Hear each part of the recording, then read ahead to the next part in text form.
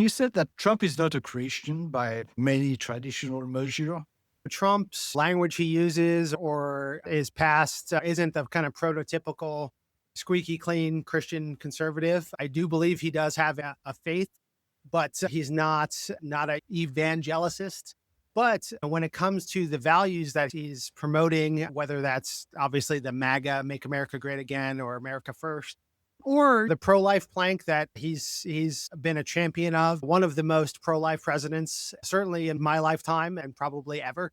And while he's not your prototypical Christian conservative, so to speak, he is definitely a strong advocate for the same values and issue positions that a lot of us that would call ourselves Christian conservatives certainly support. And I think if you look back at the voting numbers from all three elections, evangelicals definitely came out and supported President Trump all three times. So yeah, he's imperfect, but all of us are. And while a lot of us will cringe when he uses some colorful language, that's just his background as. In 1630, a Puritan governor named John Winthrop wrote a sermon on a ship crossing the Atlantic. He told his congregation that America would be a city upon a hill, chosen by God for a special mission. Nearly 4 centuries later, in this episode, Jeff Kruszyna raises money for what he calls the Patriot Economy, and he will describe America the same way. You can hear that as the deepest continuity in American faith, or as something worth questioning. Stan tried both. If you're tired of arguing with strangers on the internet, try talking with one of them in real life.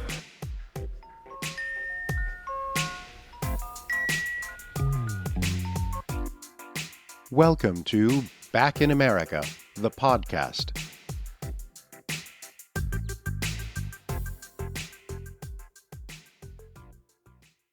My name is Jeff Kruszyna. I am the founder and CEO of JMK Victory, a direct response fundraising company for Christian conservative causes and campaigns. Jeff, you have raised over 100 million, right? What makes you so successful? I've been richly blessed to have some great client partners to raise money on behalf of, and some really good mentors along the way that's helped me learn and grow, and never quite done learning, always trying to consume as much new information and new technology as possible. So always keep learning. That's definitely words to live by. Your craft is very different from what we've got today with digital marketing. Sure. You send letters, pieces of paper via the post, yes, right? And you have become an expert at crafting message that resonate with your audience. And we're going to talk about your audience. We're going to talk about the messages, but what makes it successful? That first sentence that is going to make or break. If I want to start writing a piece of direct mail, what should I do? Sure. The first thing out the gate is you have to get that letter open. So standing out in the mailbox, while yes, a lot of organizations and a lot of folks have abandoned the mail and focused all on digital, those that have taken an omni-channel approach and really integrated everything together have been the most successful. But back to that outer envelope, what color is it? What kind of stamps are you using? Is there a compelling celebrity that's sending you the letter, whether that's a political celebrity or Hollywood type celebrity? And then like on digital, where you're always testing subject lines and things like that, in direct mail, we call that the teaser copy. So anything that's on the outside of the envelope, because that's the heaviest lift, right? You need to get that person to physically do something with the mail, and you want them to sit down and open it and then actually read the full letter that's inside of it. But the first thing is what they're seeing, the outside or carrier envelope, as we call it. Give me a concrete example of a message that you've used recently. Sure. It could be something that looks like an invitation to an event. So you're going to, for the intrigue, you could have, in my case, someone like the vice president saying, I need your help with this very important political campaign. And again, it's the instant credibility of who's sending you the letter. It's the vice president of the United States. and he's telling you exactly what he needs help with. I need your help with this campaign. Again, getting that donor or prospective donor to become a donor by opening that envelope up and learning more about what is the vice president writing to me today about. So those, especially now as we're filming in the lead up to the midterm elections here in America, everything is very political. So is that an actual campaign you've run, right? Yeah, we've got several political campaigns hot and heavy right now. And that's definitely front of mind. I was just working on some copy before hopping on with you. So it's definitely front of mind. You've been doing that for 20 years in direct mail, about 25 years total in fundraising and politics in general. Tell me, which piece of mail have you crafted that you are the most proud of? Not because of the amount it raised, but really because of the message and how it's been received. Sure. One of the first letters that I ever mailed starting out almost 20 years ago to the day was a campaign we did for a legal defense for 2 Border Patrol agents that were wrongfully imprisoned. And we did a whole Father's Day campaign with asking the donors to send back Father's Day cards because these were young law enforcement officers that were away from their children for the first time in their children's lives. And long story short, the client that we did this campaign on behalf of ended up getting a handwritten letter from one of those Border Patrol agents that I remember getting a PDF copy and printing it out and putting it on my apartment refrigerator 20 years ago, because it said something to the effect of, thanks to the grace of God and organizations such as yours, we're going to persevere and get through this season. And that was, I think, the aha moment of, yes, it is fundraising mail, it's marketing and all that, but like an idea that I had to do these Father's Day cards got tens of thousands of Americans to sign and send back these wishes to a young law enforcement officer that was stuck in a federal prison at the time. And they got there and it had that impact that I hoped and prayed it would. And seeing that letter, I still can, 20 years later, still remember that exact phrase. And that's why I do what I do. And definitely keeps you going. That was a fairly successful fundraising campaign too, but really that emotional tie-in of we got through to him and he truly does appreciate the well wishes and prayers of tens of thousands of Americans. So that was definitely an early kind of fundamental memory in my career. Yeah. And I can see your smile when you talk about that, right? Yeah, absolutely. Makes you feel good. Yeah. We are going to step back, and I really want you to set the scene for people. None of us were there with you at the time. 9/11, you are at Stony Brook University. You are going to drive to Microsoft, and 9/11 happened. Take us back. Maybe close your eyes and just take us back to the moment. What do you feel? What do you hear?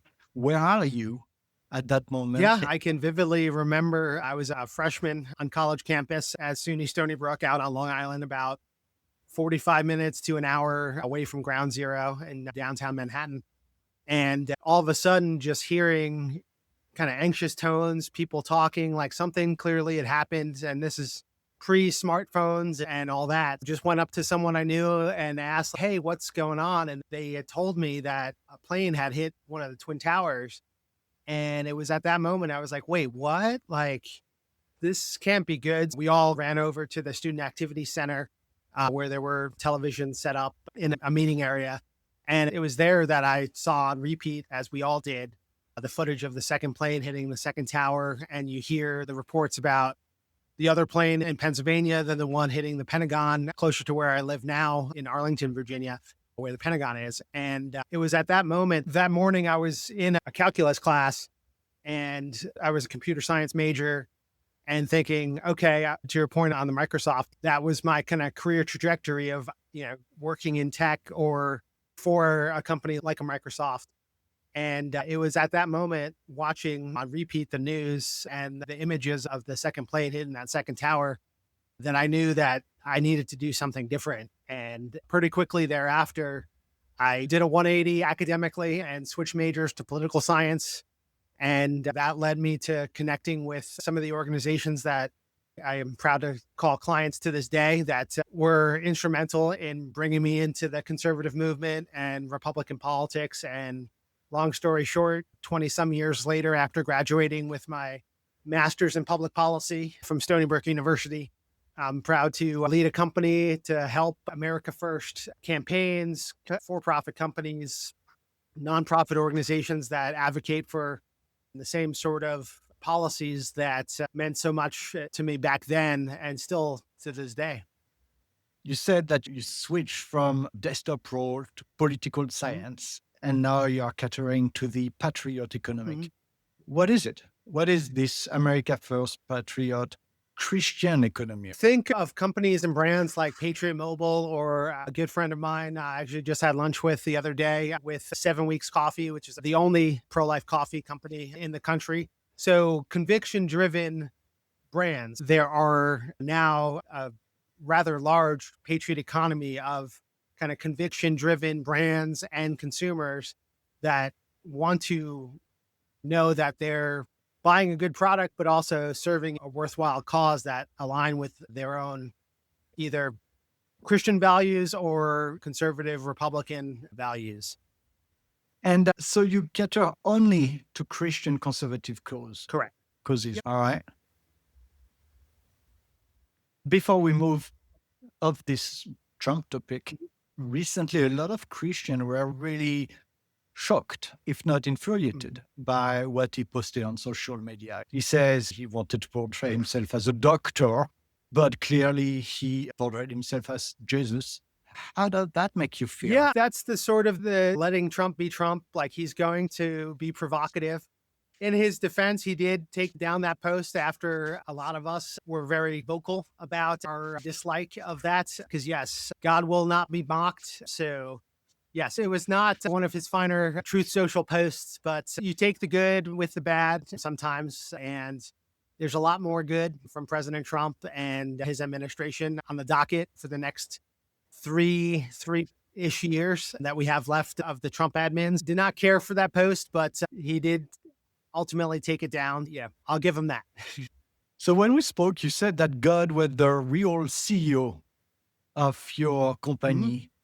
Now, walk me through a typical Monday morning. Sure. You sit down and you start writing a fundraising letter. What does it look like to do your work?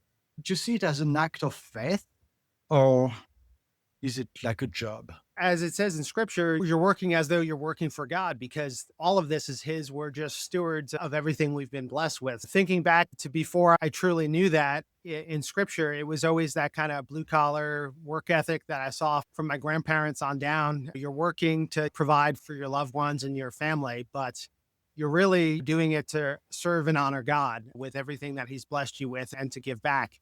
So yes, a typical Monday morning would be probably filled with meetings and some creative time to sit down and craft new package ideas and new creative copy for my clients. But that's always first and foremost in the back of my mind of whose I am and who I am serving. And that definitely keeps me going day after day. I'm sure you're familiar with Oral Roberts. And he invented seed faith in the 1960s.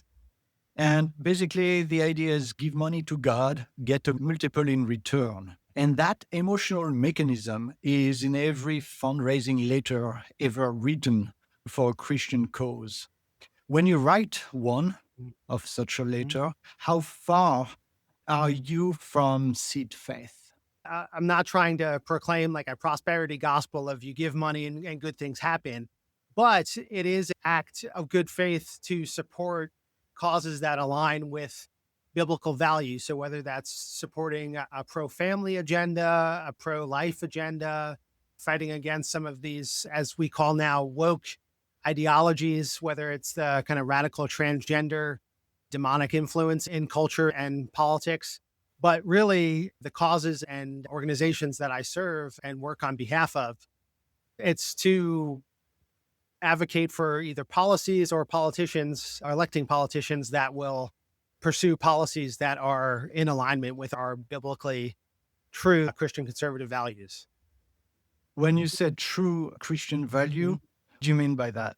Oh, as far as biblical truth, like the truth. Let's talk about that, because as I researched for this interview, I was like, okay, we are in Mhm. America, your religion is Christian religion. Yes. Outside of America, people have other faiths. Sure. And so I don't know if, but in Islam, giving is an obligation. Mhm.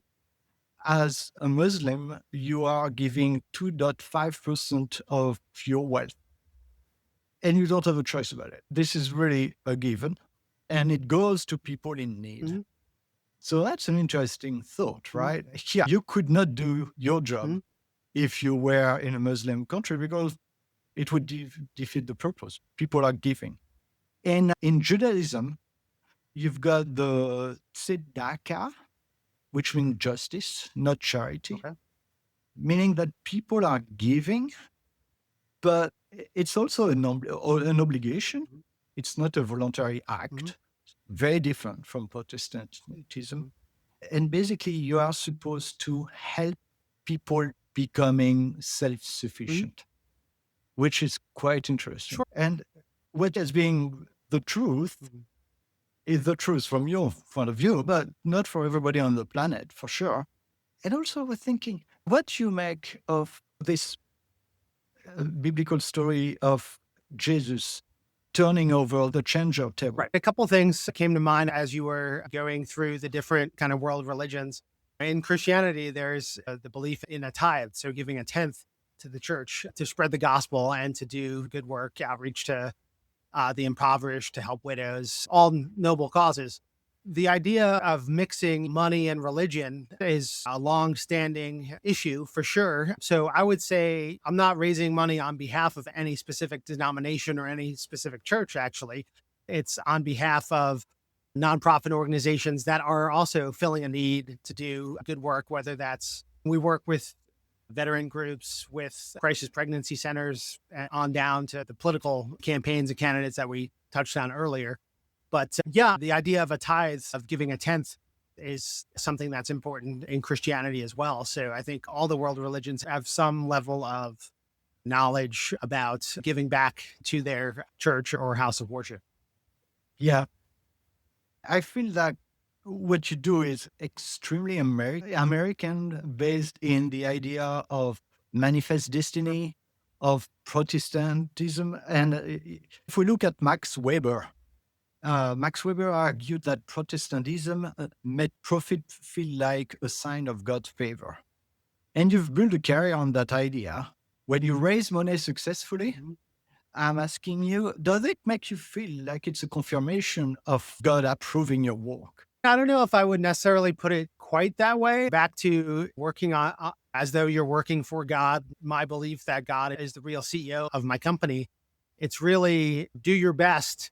And yes, every direct mail letter I've ever written or campaign I've run has not been successful. I certainly had my fair share of ones that have fallen short. I always jokingly say, if I really like it or like someone else's letter, that could be the kiss of death because maybe I'm too close to it. Ultimately, the donors will decide what they respond to, what is successful. Yeah, it's that more so that I think. Another American, different from what you are doing, Martin Luther King, he used his faith to really challenge the power, Mhm. American power. You use your faith to found American power. Mhm. How do you reconcile and how do you understand this divide? In the American system, the large kind of two-party system of Republicans and Democrats, for me, thinking back to my grandparents that were Polish immigrants that came to America to seek the freedom and live the American dream, and more so to start a family and leave a legacy. And that kind of freedom that is synonymous with the kind of America First agenda of making sure that America is the number one superpower in the world on the globe. It's really that sort of mentality, knowing that Jesus is the one that's really on the throne. So every 4 years, we have a presidential election and we all go out and vote for the candidate that we support. And Republicans don't always win, even though President Trump is in the White House currently. The next president might not be of the same viewpoint or political party. So it's knowing the longer term vision of it, but also loving the American founding principles and our kind of constitutional rights and seeking to support and defend those. I don't know if you're familiar with this writer, Robert Bellah, wrote that America has its own civil religion, which is an interesting concept. We've got in God we trust, right? Sure. We've got the hand of the Bible, one nation under God. Sure. So your donors, they live inside that civil religion. But when we write a check to a patriotic Christian cause, is that an act of faith, an act of patriotism, or is there no difference anymore? I would say it's more of an act of patriotism. The act of faith, I think, is how you go about and live your life. And if you're giving your tithes to the church and the Christian faith. But when it comes to writing a check to political campaigns or other kind of organizations, disproportionately, obviously, the ones that I'm working on behalf of are patriotic. So I would say it's more of a love of country than necessarily the values alignment, for sure, as far as the social conservative issues go. But really, it's a love of the country. You said that your data reveals a lot about who Americans are. So give me one thing that data showed you that surprised you, something that broke your assumption about the people reading your letters. The prototypical direct mail donor skews older demographically, think 65 and above. In general, direct mail donors skew more female. So think grandma at home, maybe she's a widower. And that, I think, is more the gender divide of you would think, oh, for veteran causes, it's probably disproportionately more male, or that was my kind of assumption going in. And really, it's looking at the data, it's disproportionately a female audience. Still, the age demographics hold up just in the life cycle of giving, of you're retired and you have that income to, or that disposable income to give to charities or campaigns. But really, it's the fact that I think for veteran causes, the people that are disproportionately giving skew more female. You said they are older, so probably in their later chapter of their life or last chapter of their life. That make me think, what do you think they are buying when they're writing a check? I think of my grandparents, and they would do anything for me as their grandson. So it's what kind of world do you want to leave behind for your grandchildren or great-grandchildren in some cases? And it's supporting the kind of causes that you think will leave a better country behind for them. Yeah, in my opinion, that's going to be more patriotic Republican leaning in general. But yeah, it's that kind of legacy impact of I want to say it was Denzel Washington that of all people that said, you don't see a U-Haul behind a hearse. If you can't take it with you, like you want to make an impact and leave a legacy for your family and for generations to come. So that's really what I think you're seeing with what we would call in the industry, the small dollar direct mail donors, is they may not be the ones that can leave a $10 million estate behind. They want to give that $25 or $35 check to a cause they care about, and they think that will help future generations of their family. So Young American Foundation, you've been with them for 20 years, since your college days. So again, back to that message that you're writing, how did that message change over the year? And maybe how did that reflect on the broader society? Yeah, so Young America's Foundation is still an organization that's near and dear and has been a client for years of mine.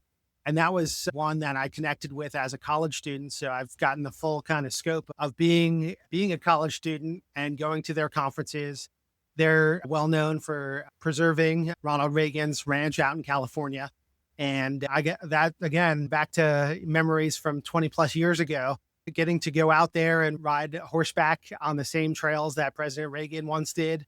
It was definitely another foundational memory.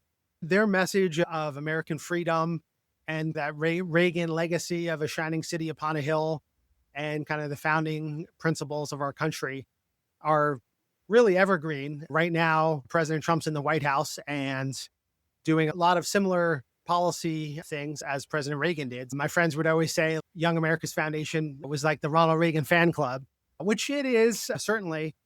And if you saw what I'm seeing behind my computer monitor, I've got a lot of Ronald Reagan campaign paraphernalia on that side. Yeah, so talk to us about what's behind your wall. Sure. I can see a big poster with Jesus. Sure. There is one with a Sure. lion, but I cannot really read Sure. it. What is Yeah, it? yeah. So we've got a lot of Jesus, the Lion of Judah. Right above it is actually a picture of Ronald Reagan and President Trump meeting back in the 80s.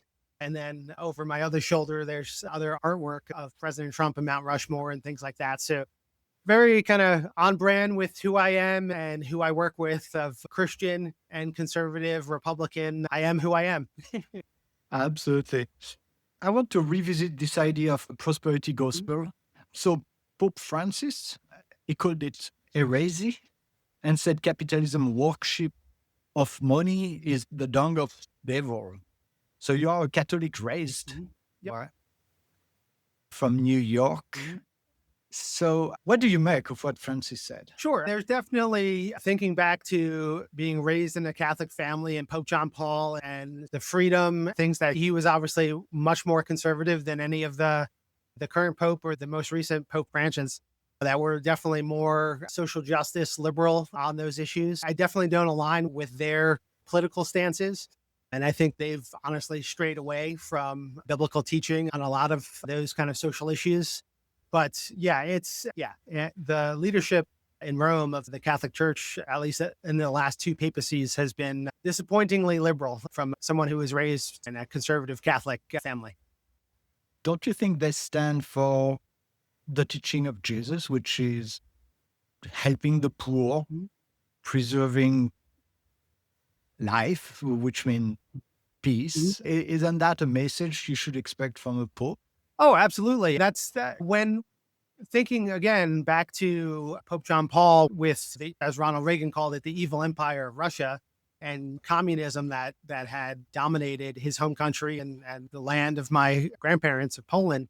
Fast forward to today, I would say what the regime in Iran had done as far as killing innocents that were protesting should be something that we should all be in agreement of. No one wants war. No one wants murder of anyone, let alone folks that are speaking out for their own freedoms in their own country. Here in America, we've gotten spoiled with our First Amendment right to free speech and open, honest debate. Whereas a lot of countries, especially those in the Middle East, are under very strict Islamic rule and don't have the kind of freedoms that we have here in America. So we are getting at the end of our interview. And as you may know, I've got a question I like to ask all my guests. What is America to you? America really is that American exceptionalism, that shining city upon a hill that President Reagan would talk about, that dream of freedom and prosperity that led my grandfather, especially as a teenager, to flee Poland in the aftermath of World War II to live a life and build a family here in the United States. And as a second generation American, now being able to start and build my own company and thereby support the organizations that I personally support, not just my day job. Everything is in alignment there. America really is that land of freedom and liberty that my grandparents saw as children. Good. Jeff, thank you so much. Yeah, this was great. Is there anything you want to add that I didn't ask you? Not a bit. I know you warned me going in, and I love it. As far as the ping-ponging around different issues, as someone creative-minded, I definitely enjoyed that wide-ranging interview. I would say for anyone that's trying to find me, yes, my last name is very hard to spell, but I've got getjeffk.com as a simple way to get a hold of me. And for anybody that's listening and wants to have a conversation, there's a link there to book a free 30-minute strategy call to learn more about direct mail fundraising, about who I serve. And if you're in the market for a direct mail agency, I'm happy to have that conversation too. All right, Jeff. Thank you so much. Thank you. Thank you for listening. If this episode was interesting to you, share it with a friend or a family member who might want to hear it too. And if you have a minute, please leave us a rating at rate.backinamericathepodcast.com. Ratings are how podcasts get discovered. They push the show higher in search results and recommendations, which bring in new listeners. It is the single most useful thing you can do to support Back in America.